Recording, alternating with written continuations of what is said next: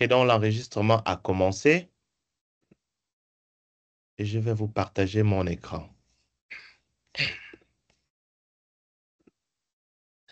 Alors, question. Jusqu'à présent, nous avons parlé euh, de l'immunité active, l'immunité passive et les vaccins. Nous avons également parlé euh, de l'immunothérapie et notamment dans le cadre des traitements, non seulement des cancers, mais aussi des affections infectieuses. Question, euh, qu'est-ce que vous savez de l'immunothérapie et qu'est-ce que vous pouvez me dire sur ce qu'on a par rapport au dernier cours? De quoi vous vous souvenez?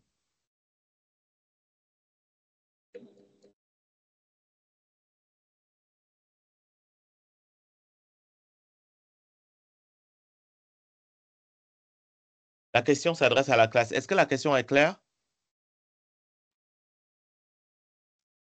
Monsieur, vous pouvez répondre à la question, s'il vous plaît. Oui. Euh, Par rapport au dernier cours, et notamment l'immunothérapie, euh, vous vous souvenez de quoi par rapport à ce dont on a parlé?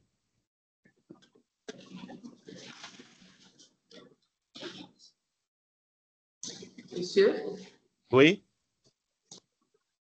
nous avons parlé de l'immunothérapie. Uh-huh.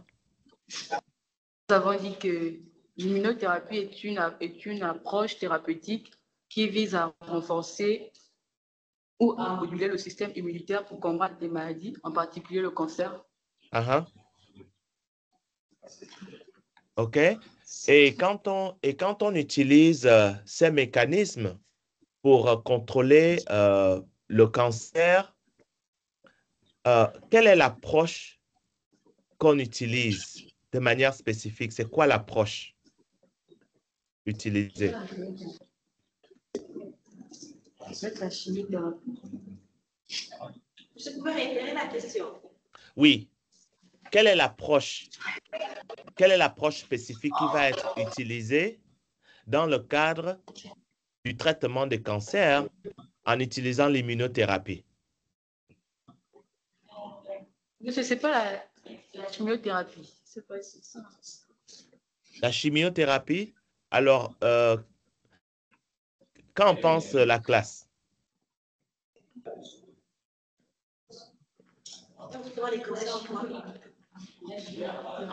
Une personne à la fois.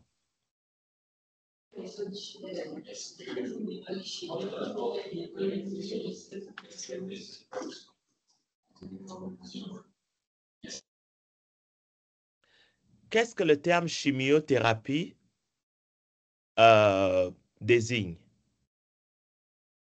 C'est quoi la chimiothérapie?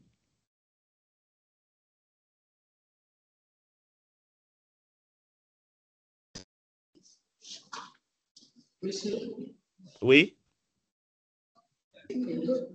C'est une méthode qui permet, en fait, c'est une méthode chimique qui permet de tuer les cellules cancéreuses ou OK, empêcher leur division. OK, très bien. Et quand vous parlez d'une procédure qui utilise les produits chimiques, si vous voulez, qu'est-ce que vous voulez dire de manière spécifique?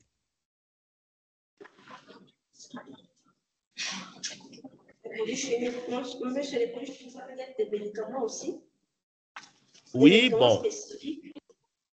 Et des qu'est-ce qu'on appelle médicaments cytotoxiques, en quelque médicaments, sorte. médicaments cytotoxiques? Alors, on va aller un peu plus dans le détail. Parce que lorsque vous dites médicament, c'est quoi un médicament?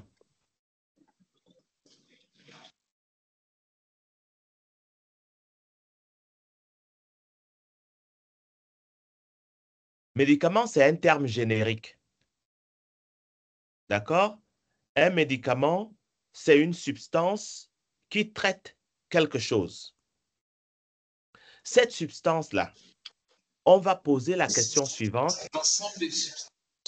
Quelle est la nature chimique de cette substance-là? Est-ce que la nature chimique de cette substance-là, c'est une molécule organique? Est-ce que la molécule est inorganique? Si la molécule est organique, elle est quel genre de molécule organique? Est-ce que c'est un carbohydrate? Est-ce que c'est une molécule lipidique? Est-ce que c'est une molécule peptidique? Est-ce qu'elle est protéique? Est-ce qu'elle est une acide nucléique? Est-ce que c'est un acide nucléique? Alors, vous comprenez que lorsqu'on parle de chimiothérapie, c'est en réalité un terme générique qui peut englober beaucoup de choses. Et aujourd'hui, lorsqu'on parle de chimio, on a tendance à parler des molécules, qu'elles soient organiques ou inorganiques, et dans la majorité des cas, ça va être des molécules organiques, mais ces molécules organiques-là ne sont pas nécessairement, n'utilisent pas nécessairement l'approche immunologique pour un traitement. D'accord? Laissez-moi répéter ça. Au niveau de la chimiothérapie, les molécules peuvent être organiques ou inorganiques. Et ça, c'est important de comprendre cet aspect de la nature chimique des molécules. OK? Maintenant, si on rentre dans le cadre des molécules organiques, qu'elles soient petites ou pas, on va se poser la question de savoir, est-ce que cette molécule est une molécule qui est directement ou indirectement impliquée dans la réponse immunitaire? Si la réponse est non, à ce moment-là, on va classer cette molécule dans le cadre de la chimiothérapie. Maintenant, si c'est une molécule qui peut moduler la réponse immunitaire, à ce moment-là, on va parler d'immunothérapie. Et là, on va forcément poser la question, c'est quoi la nature moléculaire de ce médicament entre griffes? Et moi, je vais vous poser la question, quelles sont les molécules qui peuvent être considérées comme agents thérapeutiques dans le cadre de l'immunothérapie? Qu'est-ce qu'on a vu?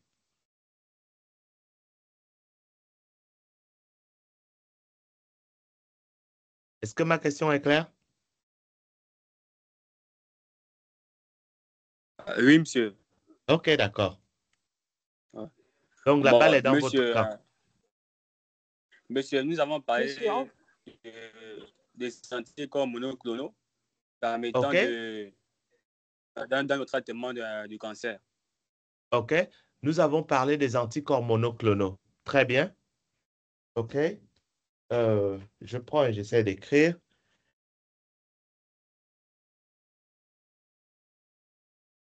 Monsieur, OK. il y a aussi les ADC, Les ADC. Antibody Drug Conjugate. OK? OK, les drug conjugates. OK, très bien. Alors, on va peut-être revenir au niveau des anticorps monoclonaux. Les anticorps monoclonaux font partie de quelle catégorie d'immunothérapie. Bon, c'est... En fait, vous allez me dire que, mais, monsieur, on dit déjà anticorps. Mais les anticorps font partie de quel groupe de réaction au niveau de l'immunothérapie? Ou du moins, ça intervient à quel niveau de la défense immunitaire?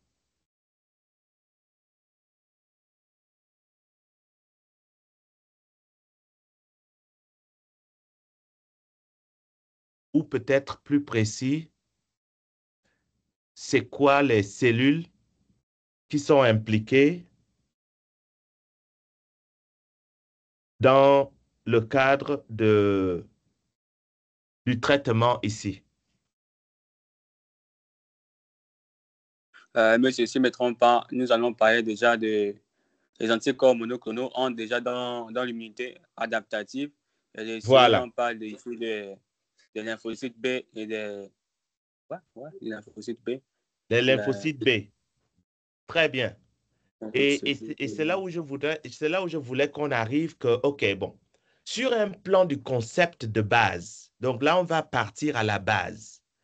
On va dire, OK, on a appris comment le corps fonctionne, comment il répond, et on va dire, on va utiliser notre connaissance sur l'immunité adaptive, l'immunité acquise, d'accord? Et particulièrement les lymphocytes B. On va les mettre à contribution. Donc, ça, c'est l'idée ici. OK? On peut utiliser l'immunité adaptive et particulièrement les lymphocytes B. Très bien. Qu'est-ce qu'on peut faire d'autre?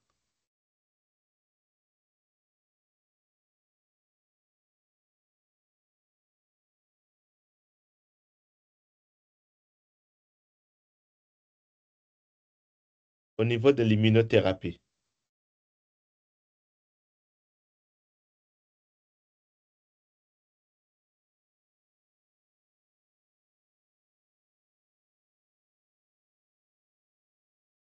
Quelqu'un d'autre?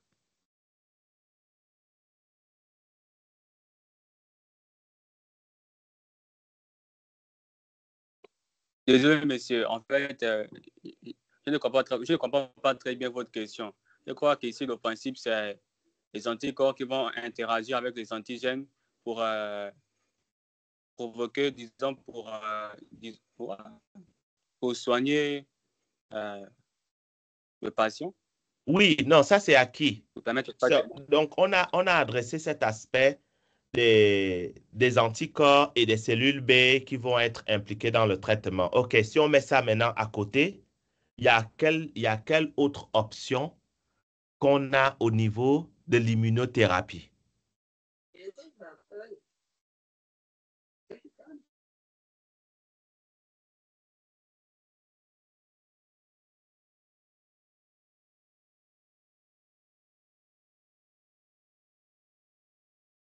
En d'autres termes, est-ce qu'il n'y a que les anticorps monoclonaux qui peuvent être utilisés dans le cas de l'immunothérapie? Monsieur, il y a les vaccins. Monsieur, les Oui, anticorps polyclonaux. il y a les anticorps polyclonaux. OK? Monsieur, Quelqu'un a pas... Oui, allez-y. monsieur, on peut aussi retrouver les inhibiteurs des points de contrôle. Voilà. Très bien. Les inhibiteurs des points de contrôle. OK? Ça, c'est un autre aspect qui n'a rien à voir nécessairement avec ce dont on a parlé maintenant, même si ça a quelque chose à voir, ou du moins, en fonction de la solution, on peut utiliser des anticorps monoclonaux pour être utilisés comme des inhibiteurs de points de contrôle. N'est-ce pas?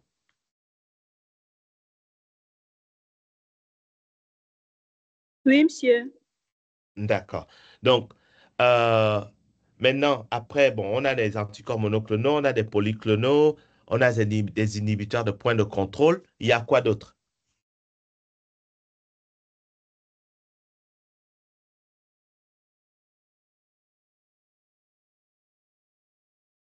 Monsieur, les virus oncolytiques. Les virus oncolytiques. Et là, quand on parle des virus oncolytiques, là, on est complètement dans une perspective qui est loin de celle des anticorps monoclonaux et polyclonaux.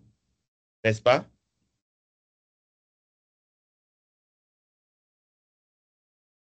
Oui, monsieur. OK? Donc, ça, c'est un mécanisme qui est aussi très innovateur qu'il faut considérer au niveau des traitements. Il y a quoi d'autre?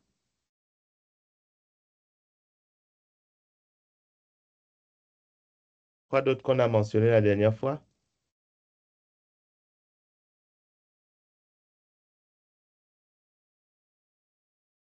Monsieur, les récepteurs chimériques. Les récepteurs chimériques. Très bien. OK. Alors, question.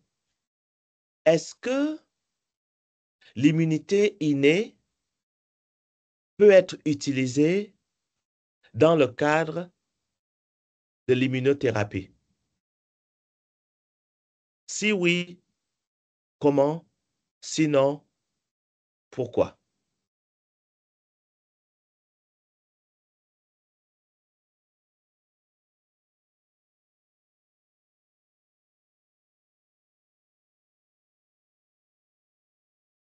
Monsieur, moi je dis non parce que l'immunité innée n'est pas assez spécifique.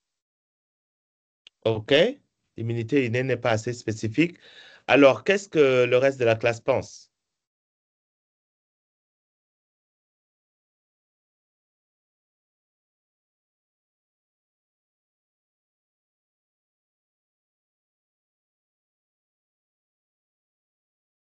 Ah, monsieur, Oui?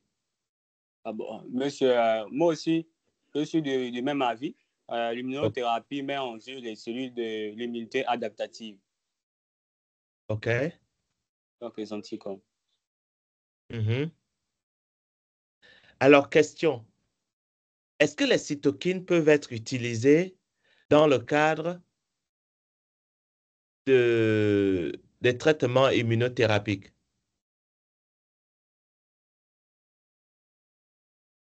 Les cytokines.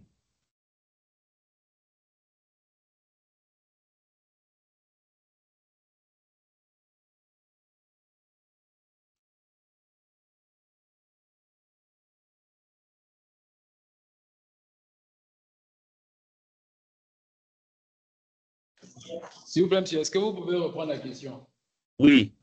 Est-ce que les cytokines peuvent être utilisées dans le cadre de l'immunothérapie?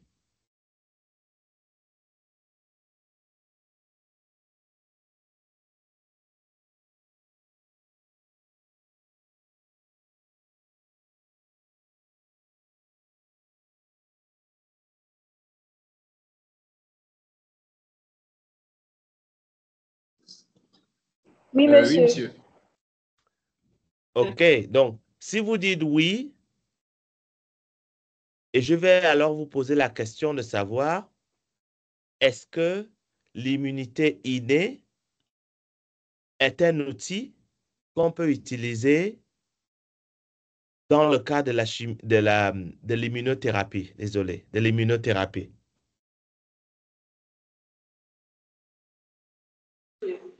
Monsieur, je dirais oui. OK, au vu de ce qu'on vient de voir, la réponse est oui. D'accord? La réponse est oui, parce que là, on va directement rentrer dans le cadre des modulateurs de la réponse immunitaire. Donc, les cytokines. Et là, on peut être plus spécifique et on va poser la question, mais oui, les cytokines, c'est une famille de molécules. Mais quelles cytokines en particulier on peut utiliser? Et là, on va regarder les détails du cours. Et c'est là où je vais vous envoyer au niveau du deuxième PowerPoint et regarder les détails du cours. Et finalement, qu'est-ce qu'on a dit du rôle des adjuvants dans, par exemple, le cadre du traitement du cancer? Est-ce qu'on peut utiliser ces molécules dans le cadre du traitement du cancer ou est-ce qu'on ne peut pas les utiliser? Monsieur, on peut les utiliser? OK? On peut les utiliser et en les utilisant, qu'est-ce qu'on espère?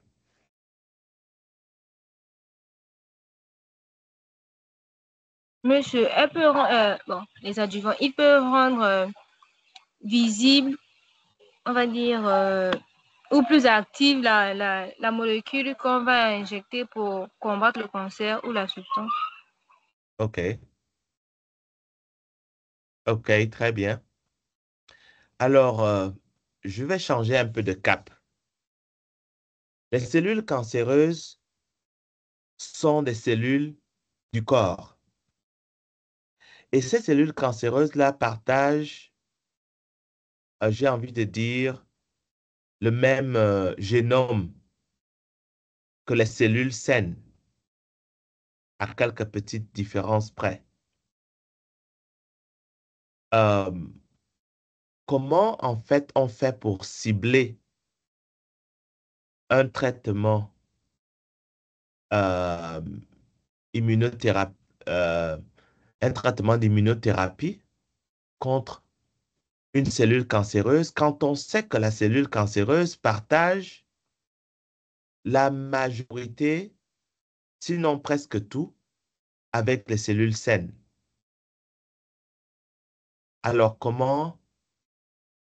sur quelle base on va quand même se dire que on va utiliser une approche immunothérapeutique, une approche vaccinale, une approche euh, des virus lytiques pour détruire les cellules cancéreuses? Quel est l'argument scientifique qui vous permet d'aller dans le cadre de la lutte des cellules cancéreuses, considérant la, la, la similarité qui existe entre les cellules? Qu'est-ce que vous pensez?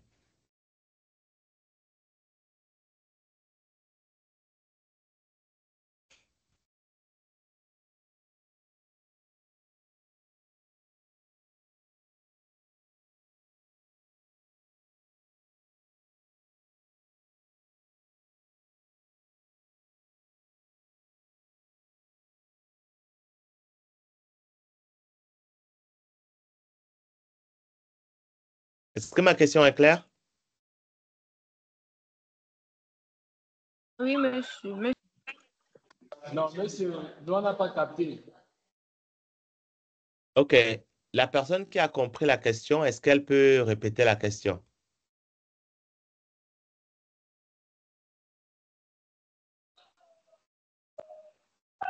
Monsieur a demandé de savoir comment on va savoir que je sais pas comment expliquer, hein. En fait, vu que les cellules cancéreuses sont identiques à celles du swab, vu que ce sont les mêmes cellules, mais qu'elles sont juste anormales. Comment le traitement va savoir que ça sont les cellules cancéreuses et celles-là sont des cellules normales?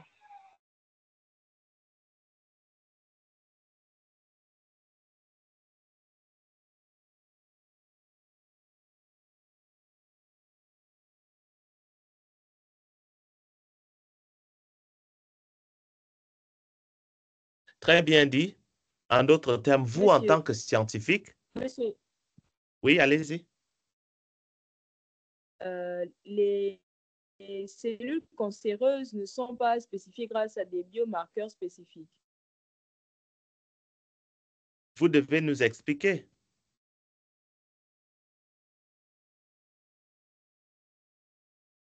Qu'est-ce que vous entendez par biomarqueur Monsieur, spécifique? les cellules cancéreuses, contrairement aux cellules saines, Uh-huh. elles surexpriment des protéines, par exemple, contrairement aux cellules normales, les cellules cancéreuses peuvent surexprimer une protéine qui est faite du fait qu'elle se dit énormément, etc. Il y a certaines protéines qui sont énormément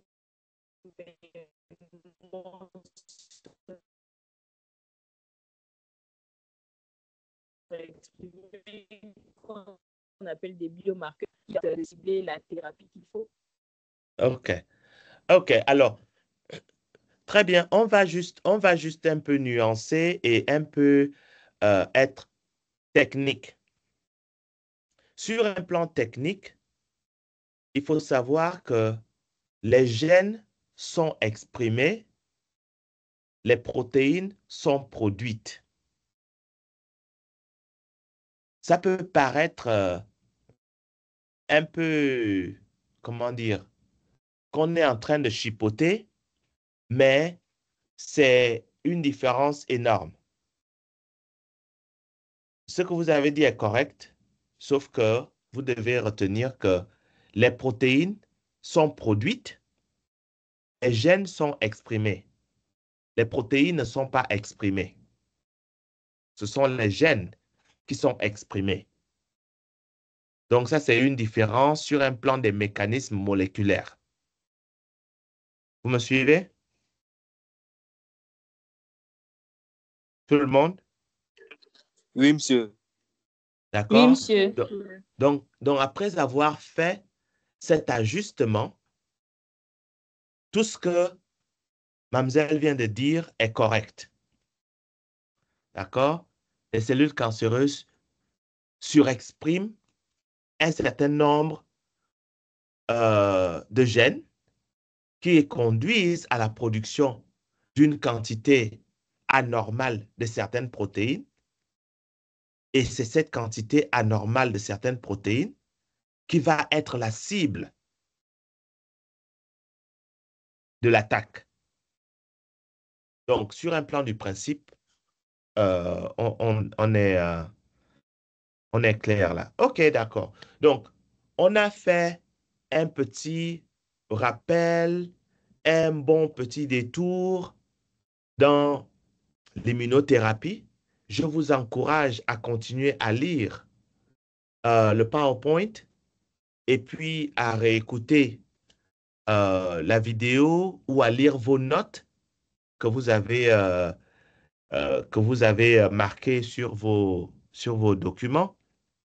Là, nous allons maintenant passer aux applications de la connaissance sur la pathogénèse et la réponse immunitaire par rapport maintenant aux applications en laboratoire sur un plan de l'analyse moléculaire des agents infectieux et des cancers. Donc, nous allons parler de l'examen sérologique. Alors, nous avons parlé des anticorps monoclonaux et des anticorps polyclonaux. Dans le cadre des anticorps, qu'ils soient polyclonaux ou monoclonaux, on est réellement dans le cadre d'une immunité passive parce que le corps ne fait rien pour fabriquer ces anticorps-là. Donc, les anticorps monoclonaux donnent une immunité passive. D'accord? Ces anticorps monoclonaux ont été utilisés dans plusieurs traitements, y compris le traitement à l'anthrax. Le traitement de l'anthrax, non le traitement à l'anthrax, non, ce n'est pas la même chose. Le traitement de l'anthrax, où en fait, il y a eu 2 anticorps monoclonaux qui ont été utilisés pour interférer avec l'entrée de l'agent infectieux dans la cellule hôte. D'accord? Laissez-moi répéter ça.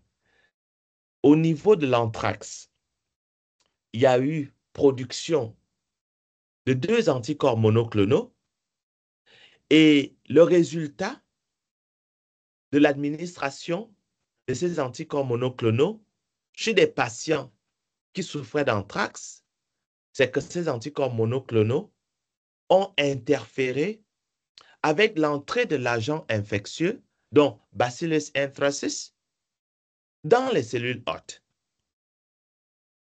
On peut également imaginer l'application de ces anticorps monoclonaux dans le traitement d'autres maladies infectieuses, y compris le traitement du VIH avec des anticorps monoclonaux qui s'attachent au CD4. Et les CD4, ce sont des helper T-cells. Tout le monde se souvient ou connaît les helper T-cells, n'est-ce pas? Oui, monsieur.